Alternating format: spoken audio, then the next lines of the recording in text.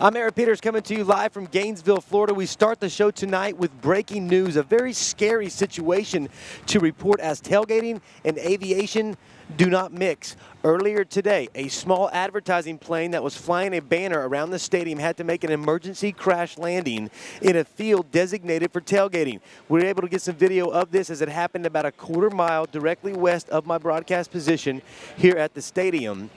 The details of this is the fact that the engine on the small private plane lost power.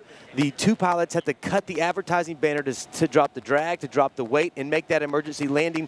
The good thing about it, nobody on the ground was hurt. It ended up hitting a pickup truck, upending that pickup truck and coming to rest against a chain link fence. Now, the two pilots of this plane were ejected from the plane and taken to an area hospital.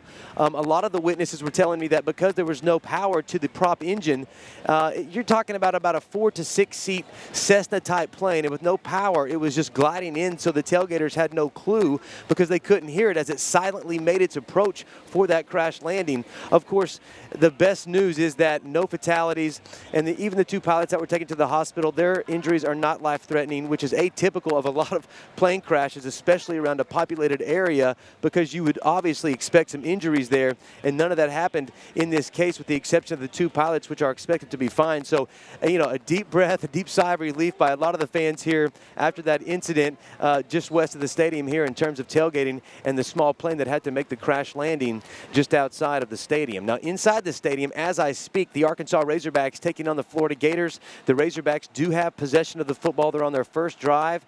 Earlier today, we caught up with a ton of fans from the Razorback side, from the Florida side. Let's go ahead and listen to some of that.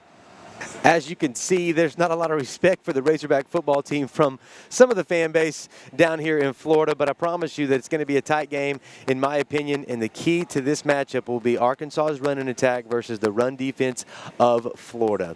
As we've been doing the last 2 days, we're going to have much more live coverage for you tonight, post-game action at 10 o'clock. Reporting to you live from Gainesville, Florida, I'm Aaron Peters. Let's head back to the studio.